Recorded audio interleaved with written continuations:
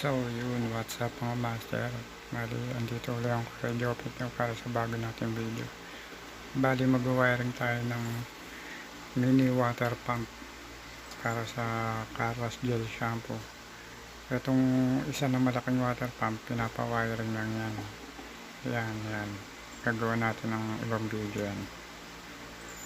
Bali, okay na rin naman ang wiring yan. Ako, mamaya tetest natin yan, pero dito muna tayo sa mini water pump na gagamitin natin para sa manual car wash gel shampoo. Gagamitin sa car wash, no?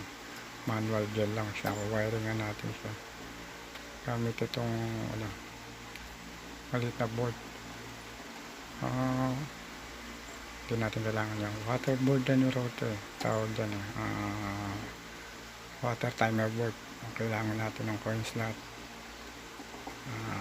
Wiring na natin yan. So yun, nandito na tayo. Wiring natin to. Kailangan natin ng power supply, no? 12 volts 1 ampere lang gagamitin natin dito. Yung timer na to, tawag nila rito water timer board ng Allen. Bali ito, gagamitin natin yung board na to pang water dispenser ata to na may coin slot. So itong water pump na to, mag-wiring muna tayo ng power supply muna. Lalagyan natin, wiring na muna natin ng power supply. Bali isa-isayin na lang natin siya, no? Yung power supply natin ulit, ano yan, 12 volts 1 ampere lang yan, mababa lang yan. So ganun lang. Lagay natin positive, negative, positive pula, yung negative yung itim. Tapos hindi muna natin lalagyan ng electrical tape kasi demo lang naman eh. Kakalasin din naman natin yung mamaya, o kakalasin ko rin yung mamaya pag bago ipadala o bago ilagay sa box. Yung positive, yung dilaw, yung pula pala, sorry. Okay na tayo dyan, nakakabit na yan. Bali, pag-iwalay lang natin para hindi magdikit. Tapos dito naman tayo ngayon sa coin slot, no? So ganun lang din yan, pula, itim, puti. Pagduduktongin lang natin yan, pula, itim, puti. Kaya hindi rin kayo malilito dyan.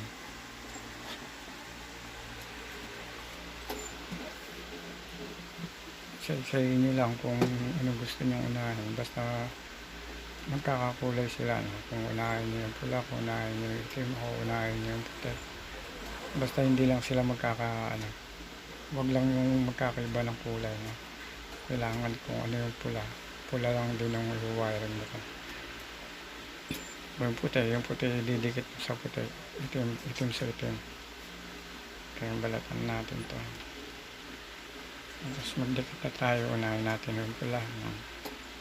Kayo, bahala kayo kung anong gusto nyo unahin. Basta dapat pare-parehas lang ng kulay para hindi kayo malito. At saka hindi na kayo malilito dahil pare-parehas na rin ng kulay yan. Ididikit nyo na lang. Tapos kung medyo kayo, kung meron naman kayong patapon na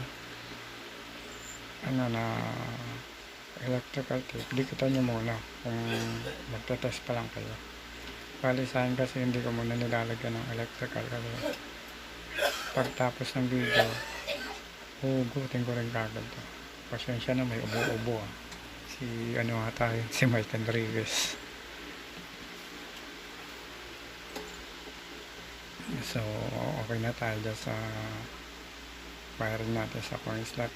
Dito naman tayo sa power supply na. Ayan, power supply rin yan, kaso ayun yung power supply na may relay na nakakat, no? Diyan natin lalagay yung mini water pump. Ayan. Didikit natin dyan.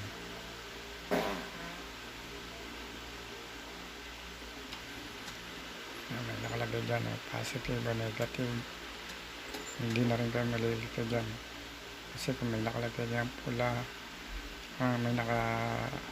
mayroon siyang kulay na pula sa kulay na itim, no?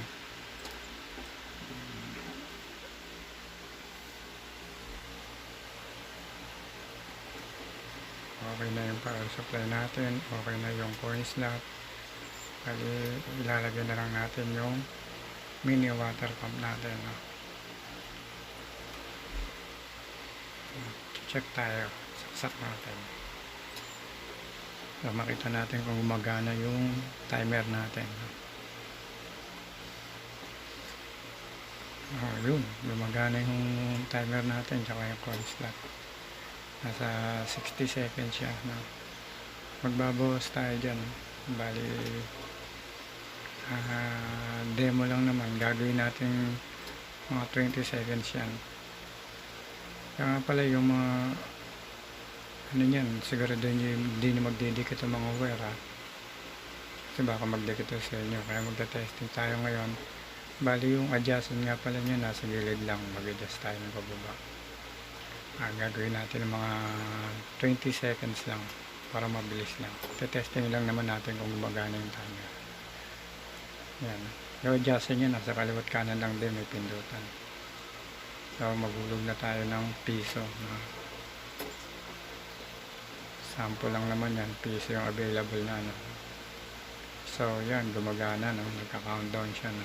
Graduin nyo lang na hindi magdidikit yung mga wire natin, ha?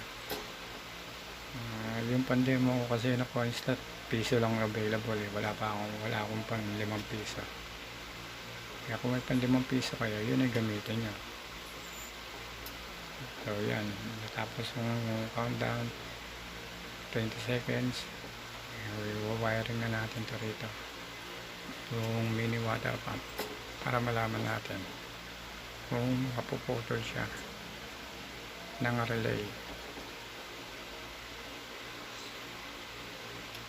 Kulay pula, didikit natin dito sa kulay pula yan, sa positive yan, didikit natin yan dyan, positive.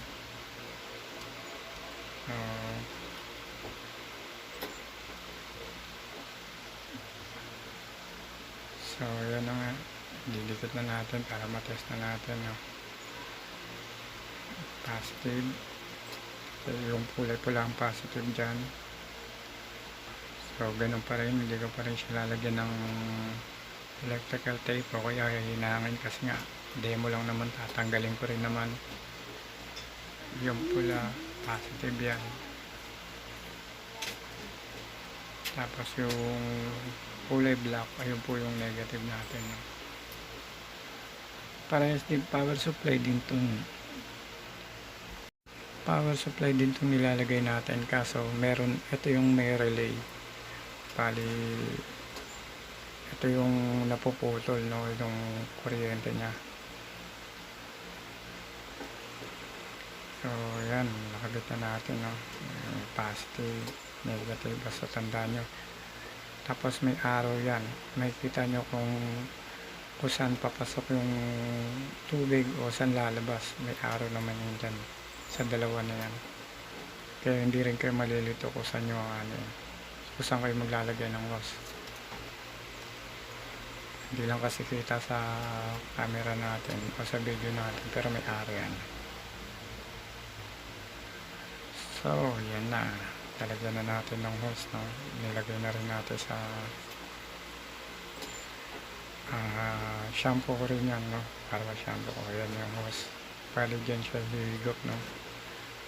Kaya yung shampoo ko sa car wash, kaya siya hihigop, tapos dito siya lalabas. Yan, papaikutin lang natin. Bali papakita ko lang sa video, no? Paano siya kung paano siya hihigop, no? Bali ito yung front step natin. Hulog tayo ng piso, saksak muna natin para makita natin. Bali, lagi ko sinasabi, ingatan nyo yung mga wire nyo kung gagawin nyo yan. Siguraduhin nyo hindi magdidikit-dikit. No? So yan, sinaksak na natin. 20 seconds lang muna, pandemo lang naman. Ngayon susubukan na natin kung gumagana kung ating ginawa. So yun na nga, humigop na, no? Ayan, kita nyo, 20 seconds lang yan. Ang ganda na higop. Ayan. Tapos na kasi 20 seconds lang ang ginawa nating oras, no? Para makita nyo, hinigop, tapos inilabas sa taas, no? Tapos ang pinaka the best nyan, para hindi rin bumabalik yung shampoo, maglalagay kayo ng check valve sa dulo, no? Sa dulo ng hose, para lagi siyang may pondo. Palagay nyo sa dulo. Dinemo ko lang yan, pero hindi nyo lalagay dyan. Doon nyo ilalagay sa humihigop, sa ilalim ng humihigop, no? Para pag ubos na yung oras, hindi bumababa yung shampoo pabalik, para meron na siyang pondo, para pag may naghulog, lalabas kagad yung shampoo. Tapos kayo na bahala kung ilang seconds pa ang gagawin nyo. Nasa inyo na yan, no? Demo lang naman yan, 20 seconds. Bali kayo na lang mag-adjust kung gagawin ng 1 minute. Bahala na kayo. Basta importante yung gumagana yung ginawa nyo, no? So okay na tayo lahat dyan. Nakita na naman, gumagana, no? Hinigop niya, no? Tapos naglabas din siya ng shampoo. Kayo na bahala kung iwa 1 minute nyo lang. Itong power supply natin, tandaan nyo, 12 volts, 1 ampere lang yan ginamit ko, no?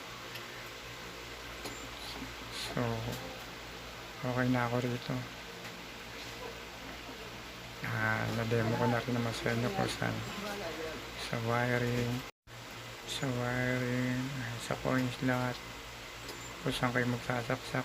Inisa-isa natin yan, no? Bali kayo na bahala.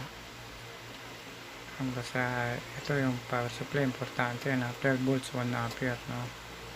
Pinakita ko naman sa inyo kung saan kayo maglalagay, no? Tsaka hindi kayo malilito rito. So hanggang dito na lang mga master. Maraming salamat.